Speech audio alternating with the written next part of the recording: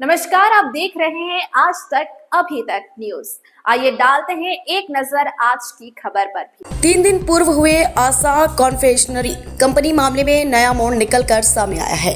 Company के मजदूरों द्वारा कंपनी मालिक पर मारने पीटने का आरोप लगाया गया एवं बाणगंगा ब्रिज पर चक्का जाम कर शहर की जनता को परेशान किया गया। इस 2 घंटे तक चले चक्का जाम में शहर के हजारों लोग फंसे रहे, जिसमें 2 एम्बुलेंस जिसमें मरीज थे उनको भी बहुत परेशानी का सामना करना पड़ा। वीडियो फुटेज सामने आने के बाद पूरा मामला उल्टा पड़ता हुआ दिखाई दे रहा है। वीडियो में मजदूरों द्वारा कंपनी में तोड़फोड़ के साथ मालिक के बेटे संस्कार को पीटता हुआ दिखा जा रहा है तथा संस्कार अपनी जान बचाकर भागता हुआ दिख रहा है। फिलहाल बाणगंगा पुलिस मामले की जांच कर रही है। जांच पूरी होने के बाद ही कुछ निष्कर्ष निकलने की उम्मीद है।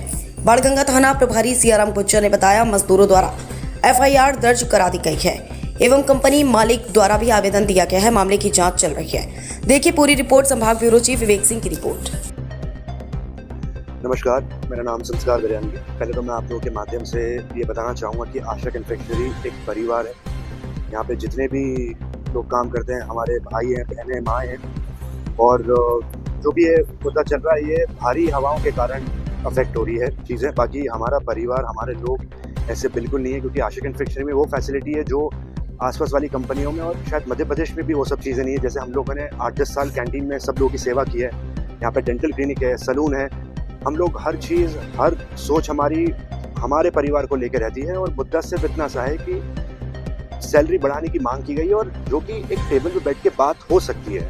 भारी हवाओं के कारण इस्तेमाल किया जा रहा है हमारे परिवार का, हमारे लोगों का, और वो बहकावे में आ रहे हैं, और 8-10 लोग बहकावे हैं। बाकी मुझे कोई तकलीफ नहीं दिखती कि किसी को भी समस्या होगी।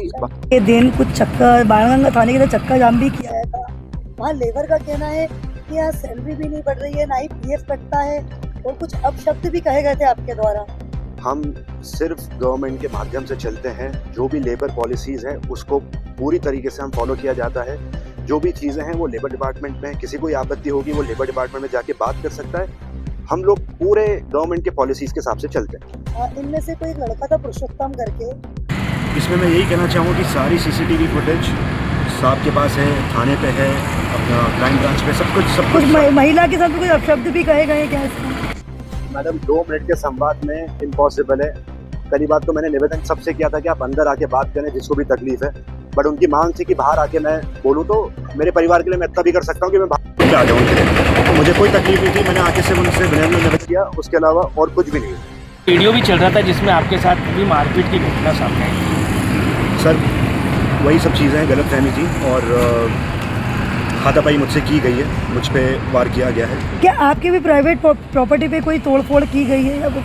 बिल्कुल, उन्होंने दरवाज़ा तोड़े, हमारी कंपनी दफ्तर में वो अंदर घुसे, कांच तोड़े। ये ऊपर के 4-5 कान आपको दिख रहे हैं, कांच दिख रहे होंगे। बिल्कुल, उन्होंने पत्थर से वार किए, लोहे के रॉड फेंके। अच्छा, शनिवार के दिन अभी ये मामला है।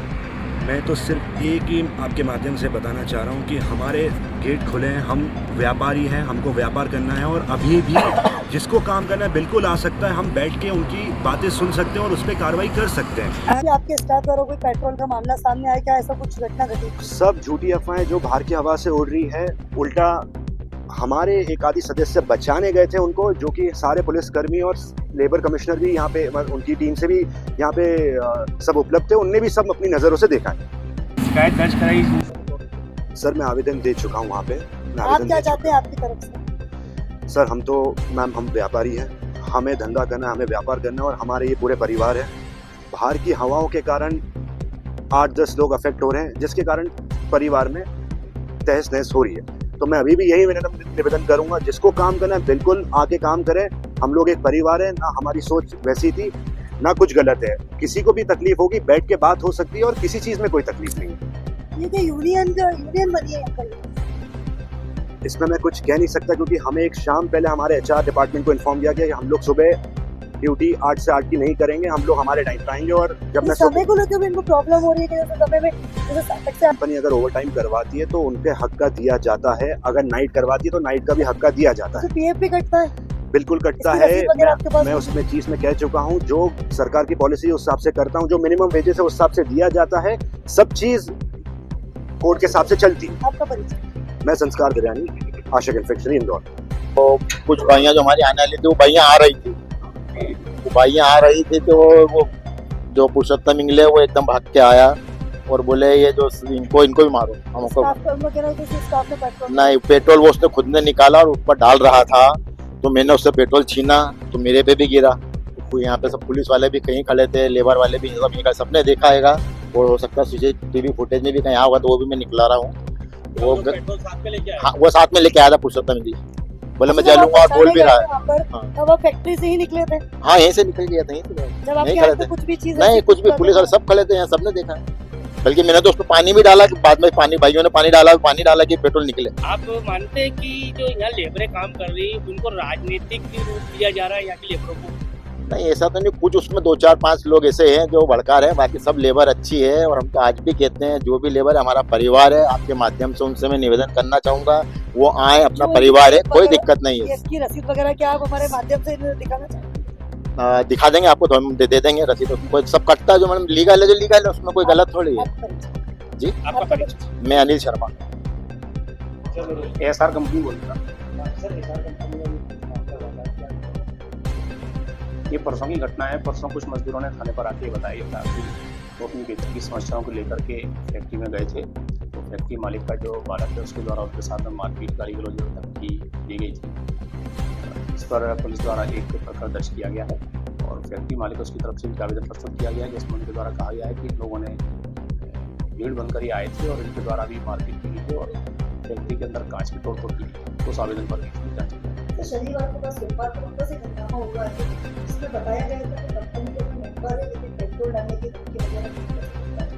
हाँ, आज का ये क्लियर था, पहले से ही मैसेज था कि वहाँ पर कुछ लोग इकट्ठे हो सकते हैं, हंगामा कर सकते हैं या मजदूर अपनी मांग लेकर के वहाँ पे एकत्रित हो सकते हैं। इस सूचना पर वहाँ पुलिस बल पहले से ही लगा हुआ था।